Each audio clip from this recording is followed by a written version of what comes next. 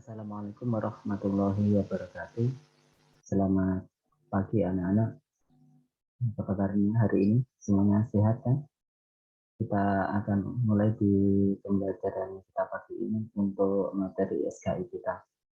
Sebelumnya untuk pembelajaran pagi ini kita buka dengan pembacaan doa. Semoga pembelajaran pagi ini bisa membawa keberkahan pada kita semua. Silakan ketua kelas pimpin doa. Berdoa mulai.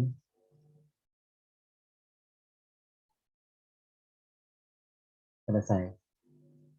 Seperti yang telah kita singgung di pembelajaran sebelumnya bahwa strategi dakwah Nabi Muhammad di Mekah banyak mengandung unsur tauhid untuk pola dakwahnya. Yang mana pada awal penyebaran Islam di Mekah, Nabi Muhammad membangun karakter ketauhidan untuk pola dakwah beliau di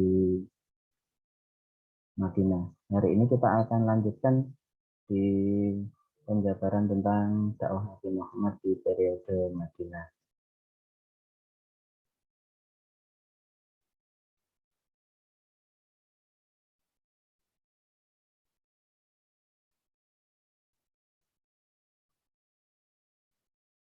Untuk di awal dari pembelajaran pagi ini kita gunakan media belajar dari pembelajaran kita pada pagi ini. Ini untuk pembelajaran kita.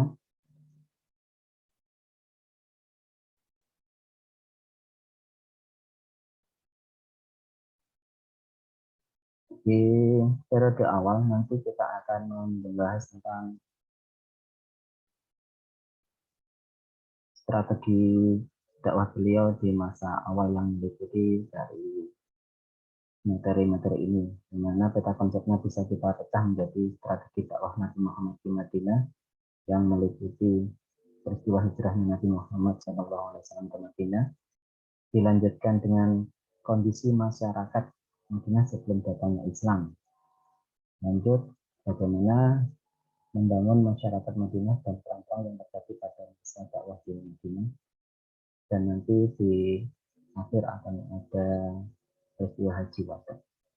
Kita singgung di materi yang pertama tentang hijrah Nabi Muhammad SAW. Hijrah adalah ketetapan Allah Subhanahu wa taala dalam kehidupan Nabi Muhammad. Sebagaimana para nabi terdahulu seperti Ibrahim, Yusuf, Musa, dan Nabi Muhammad sendiri. Dengan hijrahnya kaum muslimin dapat berpindah dari tempat yang buruk kondisi sosial masyarakatnya ke masyarakat yang lebih baik. Dengan keluar dari Mekah, mereka dapat keluar dari masyarakat jahiliyah dan keluar dari penindasan penguasa yang dolim. Sebelum Rasulullah memutuskan hijrah ke Madinah, beberapa kelompok masyarakat Madinah sudah memeluk agama Islam. Berita itu pun membuat kelompok kafir meningkatkan siksaan kepada penduduk Mekah yang memeluk Islam. Untuk menyelamatkan dakwah Nabi Muhammad dari gangguan kafir Quraisy, akhirnya Rasul atas perintah Allah menyuruh umatnya untuk berhijrah ke Madinah. Sebagian sahabat ada yang menolak untuk melakukan hijrah, ada pun juga yang berangkat agar tidak dihajang musuh saat ke Madinah. Beberapa sahabat yang terpilih masih menemani Nabi Muhammad di Mekah. Menjelang hijrah Nabi, pemuda-pemuda kuat dari perwakilan kelompok Quraisy sudah mengepung rumah Nabi. Ali bin Abi Thalib diperintahkan untuk memakai jubah Nabi dan menggantikannya tidur di ranjang beliau. Para pemuda mengepung rumah Nabi, mengintip dari celah rumah Nabi, dan masih melihat seseorang yang tidur di kamar Nabi. Mereka menganggap bahwa yang tidur di kamar Nabi itu adalah Rasulullah Muhammad SAW.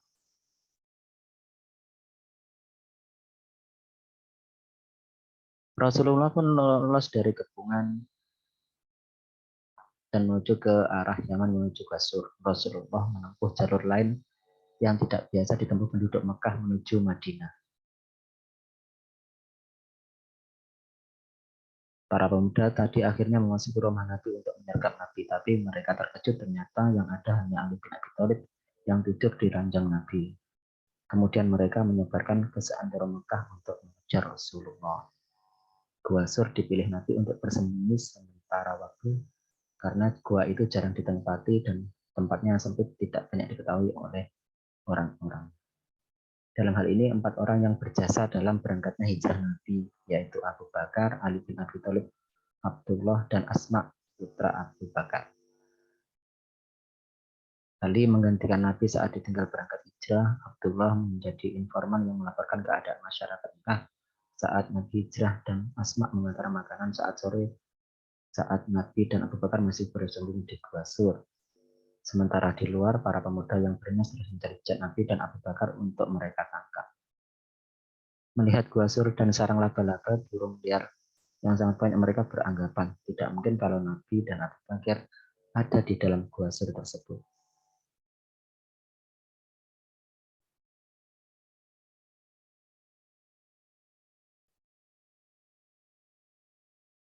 Setelah merasa tidak mungkin ada di Gua Sur, para kafir meninggalkan Gua Sur tersebut. Kemudian Nabi dan Abu Bakar berusaha menyelamatkan diri dan berdiam diri di dalam Gua Sur selama 3 hari. Ketika keadaan sudah tenang, unta untuk Nabi dan Abu Bakar disiapkan oleh Amir bin Fuhairah. Asma pun datang dan menyiapkan makanan untuk kebekalan Nabi dan Abu Bakar. Senin 1 Rabiul Awal tahun pertama Hijrah, Nabi Muhammad dan Abu Bakar ditemani dengan Amir bin Fuhairah dengan pemandu jalan Abdullah bin Uraikid keluar dari Gua Sur menuju Madinah. Mereka berempat menempuh jalur yang tidak biasa dilalui penduduk Mekah untuk pergi ke Madinah. Mereka melakukan perjalanan selama 7 hari menuju Madinah. Saat siang hari, mereka istirahat dulu karena khawatir dengan kejaran kaum kafir Quraisy dengan cuaca yang sangat panas. Jelang malam mereka berangkat lagi dan menembus cuaca yang dingin yang menusuk tulang. Hanya dengan imanlah mereka bisa menjalani ini. Oke, Nana, dari ini kita lanjutkan di subtema yang kedua, yaitu sambutan penuh sukacita dari masyarakat Madinah. Tanggal 8 Rabiul Awal, Rasulullah tiba di Kuba dengan sambutan yang luar biasa dari penduduk Madinah. Rombongan itu terus berjalan dan berhenti di rumah Amr bin As. Orang-orang yang belum mengetahui sosok Nabi beranggapan bahwa Abu Bakar merupakan sosok Nabi Muhammad SAW. Kala kondisi panas, Abu Bakar mulai memanggil dengan jubahnya. Barulah bahwa sosok Nabi adalah yang dilindungi oleh Abu Bakar.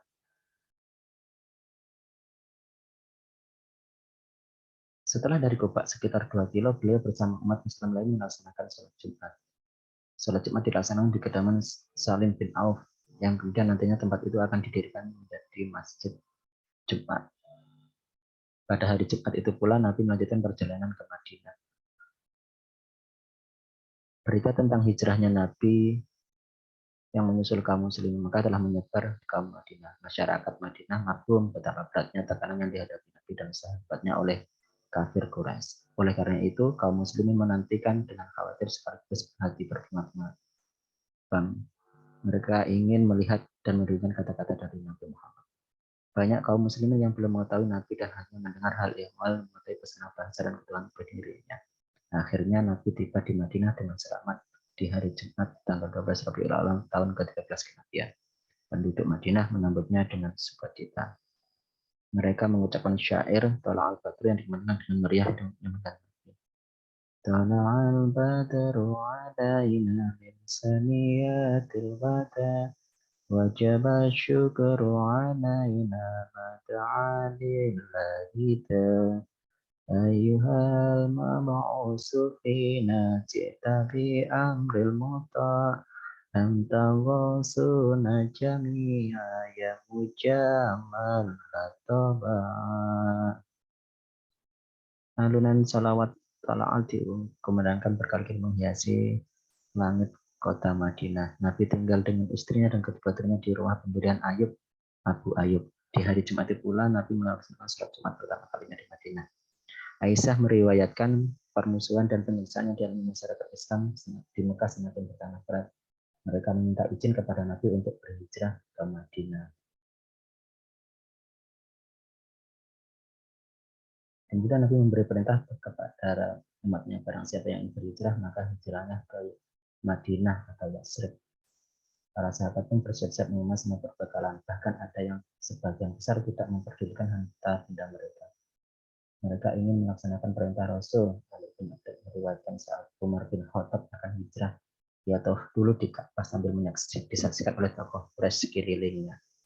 Busur panah, tombak, pedang diselempangkan di pundaknya. Setelah tawaf, Umar surat dihijr Ismail sambil mengucapkan kepada kaum Quraisy, barang siapa yang ingin istrinya menjadi janda, yang ingin anaknya menjadi yatim, dan ibunya ingin kehilangan anak-anaknya, hadanglah aku di balik lembah ini. Akhirnya tak ada seorang pun yang berani menghadang Umar bin Khattab. Kemudian berjalanlah Umar dengan berani dan tenang. Demikianlah berangsur-angsur kaum muslimin Mekah hijrah semuanya ke Madinah, dan tertinggal hanya beberapa orang sakit, orang yang dalam tahanan Quraisy, dan beberapa anak Abu Bakar As-Siddiq. Oke anak-anak, demikian materi belajar kita hari ini. Silahkan buat pertanyaan dari apa yang kita pelajari pada pagi ini. Diskusikan dengan kelompok kalian atas pertanyaan yang muncul.